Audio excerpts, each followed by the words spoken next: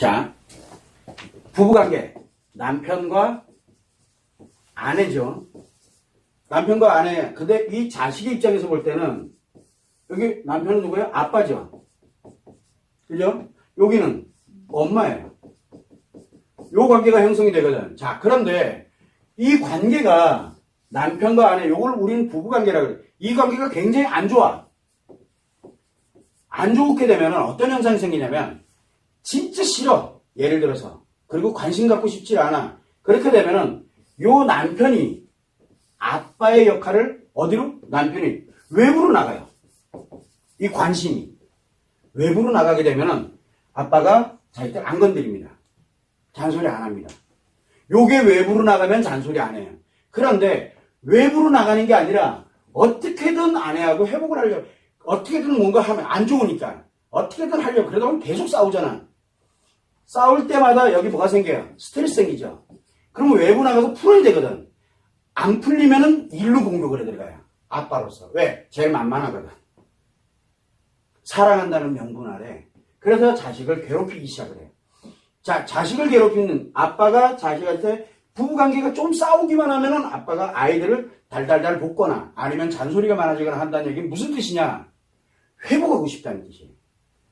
회복. 특이하게도. 그런데 외부에서 스트레스가 해소되면은 여기에 굳이 잔소리 안 해도 돼요. 그러니까 여기서 스트레스 받으면 외부로 나가요. 그러다 보니까 관계가 회복이 안 되고 점점 악화돼요. 그러니까 장단점을 갖고 있어요. 근데 이때 누가 데미지를 봐요? 아이들이 데미지를 입거든요. 그러면 요거를 누가? 엄마가 케어를 해서 치료를 해주면 되는데 이 엄마가 지금 여기에만 관심이 있으니까 여기 케어할 겨를을 못 가거든요. 그래서 아이들이 다 무너지는 거예요. 아이들이. 그래서 엄마가 정신을 똑바로 차려야 되는 거예요. 왜 아이들을, 남편이 아이들을 왜 괴롭힐까? 미워서? 아니에요. 내가 스트레스 준 거를 아이들에게 풀고 있는 거예요. 본인이 방법이 없으니까. 안 그러면 바깥에 나가 스트레스 풀으라 그래야 되거든요. 그거를 여러분들이 항상 생각을 해야 돼요. 아, 이 사람이 지금 외부에서 뭔가 스트레스를 해소하고 있구나. 아니면은 지금 나한테 받는 스트레스를 어떻게든 간에 지금 안에서 내부에서 즉 회복을 하고 싶은 거예요. 스트레스 받고 싶지 않은 거예요. 편안하고 싶은 거예요. 이 관계가. 그래서 여기를 들볶아버리면 해소가 돼요. 그러니까 아이들은 스트레스 해소용이 돼버리는 거예요. 그게. 그거를 남편들에게 이야기해도 괜찮고 여러분들이 생각할 때 아 그러면 우리가 부부관계를 해보게 되겠구나. 아니면은 요게 문제가 좀 있네? 이걸 빨리 파악을 하는 방법이기도 해요. 그걸 참고를 해주시면 될 것 같아요. 어쨌든 부부관계 안 좋아지면 자 바깥에 나가서 해소한다. 그러면 또 공격하고 회수하고 공격하고 회수하고 그죠? 그러면 아이들은 여기도 관심 없고 여기도 관심이 없어져. 애들이 방치가 돼버려요. 애들이 방치되는 거거든 이게. 관심 없어요. 아 물론 돈 주고 학교 보내주고 용돈 주고 먹여주고 재워주고 다 해요. 그런데 아이들은 그걸로 양육하는 게 아니잖아요. 그냥 그거는 보호만 하고 있는 거지. 그래서 아이들은 양육을 못해요. 이렇게 돼서 아이들이 방치가 되면서 무너지기 시작하는 거예요. 본인들끼리 싸우면서 아이들이 무너지는 걸 몰라요. 근데 여기서 스트레스 주고 일로 때리고 여기서 스트레스 주고 일로 때려도 더 빨리 무너져요. 그런데 문제는 요거를 엄마가 케어를 하게 되면은 어떻게 돼? 이렇게 스트레스 주고 나가더라도 엄마가 케어하고 관심 갖고 케어가 관심이거든요. 그래서 엄마가 아이들을 놓는 순간 이 아이들은 갈 데가 없어요.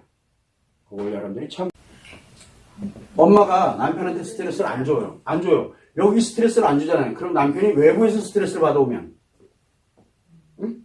외부에서 스트레스 받아오면 아내가 안 주잖아요. 관심이 없잖아요. 관심이 없는 사람들은 스트레스 줄 일이 없거든. 그러니까 어떻게 뭐 일로 풀 수도 없고 그럼 어떻게 이쪽으로 풀어야지. 그래서 스트레스를 어디에서 받느냐에 따라서도 많이 들려요. 근데 어떤 남편들은 대체적으로 외부에서 받은 스트레스를 아이뿐만 아니라 아내에게 아이에게 같이 풀죠. 이게 가정폭력의 흔한 형태라고 보면 돼요. 그리고 누굴 탓해요?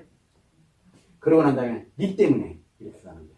네가 애들을 이렇게 키워가지고 내가 이렇게 할 수밖에 없잖아 라고 하는 거예요. 굉장히 자기 위험한 논리에 빠진 거죠. 그런 것들이 다 여기에서 나타나는 현상이라고. 그래서 부부관계가 회복이 안 되면 아이들은 어쨌든 안 좋아져요. 그런데 설령 관계가 회복이 안 되더라도 엄마가 정신을 똑바로 차려야 돼요. 아이들만 관심 갖고 아이들 케어를 딱 하면 아이들은 절대 안 무너져요. 아빠 없어도 돼요.